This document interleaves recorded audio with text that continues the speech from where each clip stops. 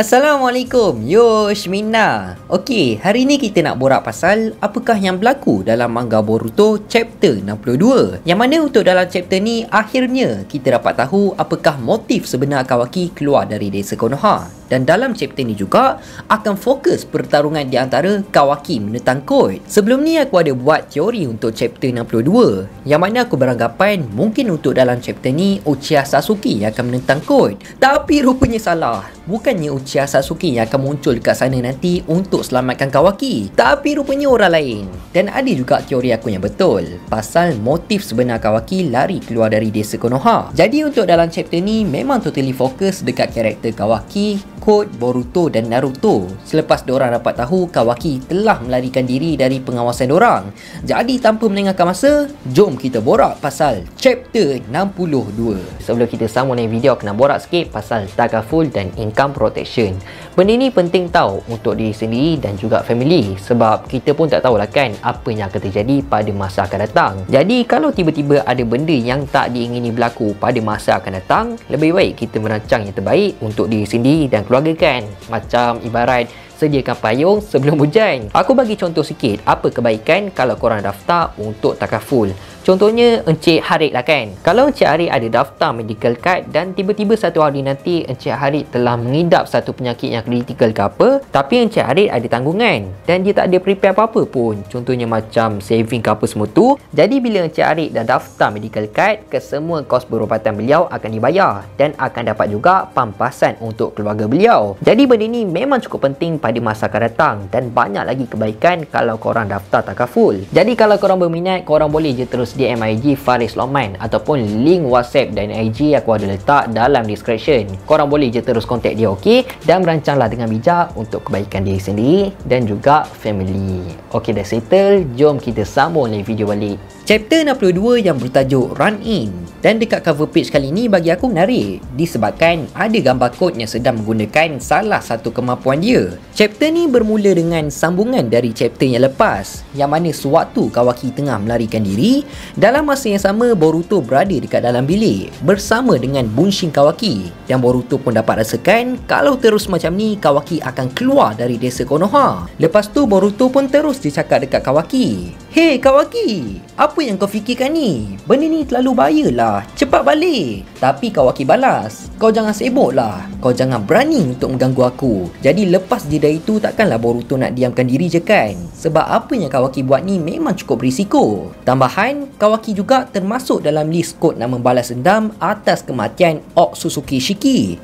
Jadi Boruto pun terus je pergi dekat luar tingkap dan cakap dekat shinobi yang sedang mengawasi diorang, "Hey, kau mengawasi cakra kita orang tak? Lebih baik kau jangan menular. Kawaki dah tak ada sekarang ni dekat sini. Dia dah lari jauh dari sini. Kau tak dapat nak kesan dia ke?" Tapi shinobi tu tak layan pun Boruto, sebab dia masih lagi dapat kesan cakra Kawaki yang sedang berada dalam bilik. Jadi dia anggap Boruto saja dia nak mempermainkan dia. Lepas tu Boruto pun tak tunggu apalah, dia terus dia turun pergi bagi tahu Naruto pula. Dalam masa yang sama Code sedang mengejar Kawaki sambil Eda menunjuk ke arah dekat mana Kawaki berada sekarang ni. Dan Code pun cakap lah, dia dah lama tak jumpa dengan Kawaki.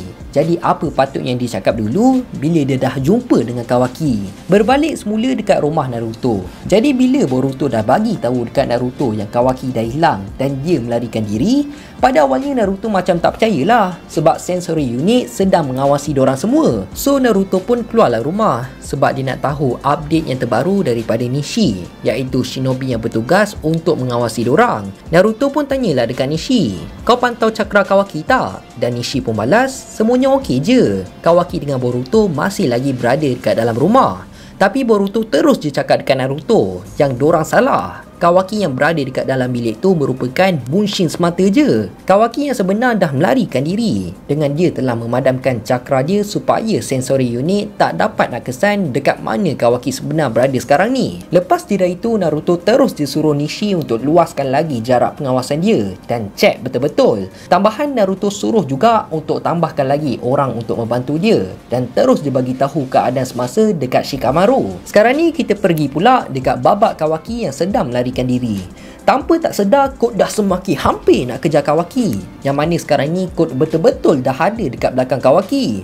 Jadi Kawaki pun terkejut lah sebab dia tak sangka Colt akan muncul seawal macam ni. Lalu Colt terus je mencampakkan klomak dia dekat belakang badan Kawaki. Dan lepas dia dah itu, Colt terus je muncul melalui klomak dia yang ada dekat belakang badan Kawaki. Sambil Colt ada cakap, "Yo Kawaki, dah lama kita tak jumpa. Berat badan kau dah naik ke?" Kita sambung balik babak dekat rumah Naruto. Untuk part Kawaki tu, sekejap lagi kita akan borak. Untuk last-last okey. Jadi Naruto pun nak pergi check lah, betul ke apa yang Boruto cakapkan tu, yang berada dalam bilik sekarang ni hanyalah Kage Bunshin Kawaki semata je. Dan Naruto tanya lagi dekat Boruto, "Abang cakap dia padamkan cakra dia? Macam mana dia boleh buat macam tu?"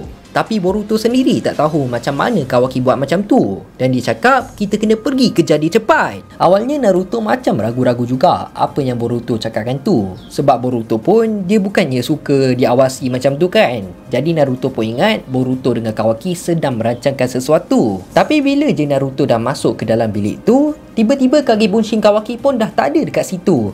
Lalu Nishi pun terus je masuk ke dalam bilik tersebut dan dia update dekat Naruto yang secara tiba-tiba cakra Kawaki telah pun hilang. Jadi Naruto pun tak tunggu apalah, dia terus je kontak Ino dan Naruto cakap ni adalah salah dia sendiri sebab Kawaki telah hilang sewaktu di bawah pengawasan dia. Diorang semua waktu tu memang tengah pelik gila sebab diorang tak tahu macam mana Kawaki boleh buat macam tu.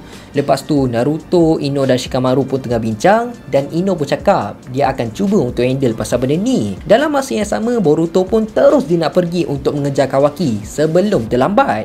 Tapi Naruto telah menghalang Boruto sebab Naruto cakap, "Abang ingat abang nak pergi mana?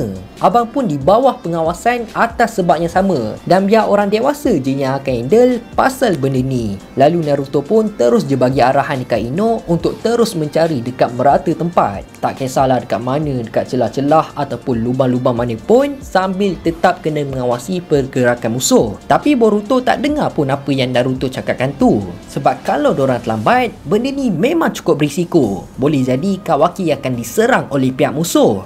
Tapi sekarang ni Boruto sendiri dah tak dapat nak kesan dekat mana cakra Kawaki berada sekarang. Cumanya Boruto masih lagi ingat waktu last dia dapat kesan Kawaki dekat mana Kawaki berada. Kawaki sedang menuju ke arah barat dan menuju keluar dari desa Konoha. Jadi walaupun dorang tak dapat nak kesan cakra Kawaki, tapi bila Boruto dah sampai dekat Kawaki, dorang pasti akan dapat kesan dekat mana dorang berada sekarang melalui cakra Boruto. Dalam masa yang sama, Amado pun tanyalah dekat Shikamaru, macam mana dorang boleh terlepas pandang pasal benda ni? Apa yang pemerhati dorang buat? Dan Shikamaru pun balas, "Tolong jangan buang masa bincang pasal benda ni sekarang. Isunya sekarang Kawaki telah melarikan diri atas kehendak dia sendiri." Dan Shikamaru pun tertanyalah, apa motif sebenar Kawaki buat macam tu? Dah settle semua tu, kita berbalik semula dekat tempat Kawaki.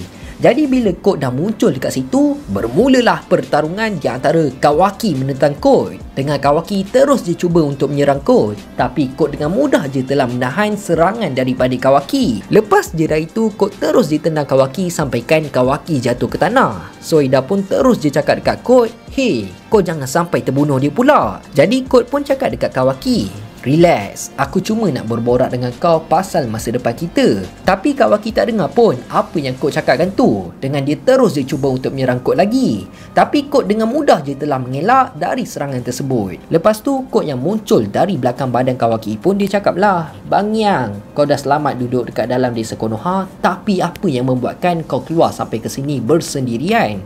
Dan Kawaki pun balas lah, "Aku datang nak berjumpa dengan kau, tapi aku tak sangka kau akan muncul secepat macam ni." Dan Kawaki cakap lagi, "Aku dengar kau nak balas dendam atas kematian Otsutsuki Ishiki. Aku adalah orang yang telah membunuh Otsutsuki Ishiki. Orang lain tak terlibat pun. Jadi bunuh je aku. Dan jangan libatkan Konoha dalam hal ni. Semua ni berlaku disebabkan aku. Kalau aku tak lari dari kumpulan Kara, benda macam ni mesti tak akan terjadi." Lepas tu Colt pun terus je gelak sinis. Dan dia cakap, "Tu je ke apa yang kau nak cakapkan?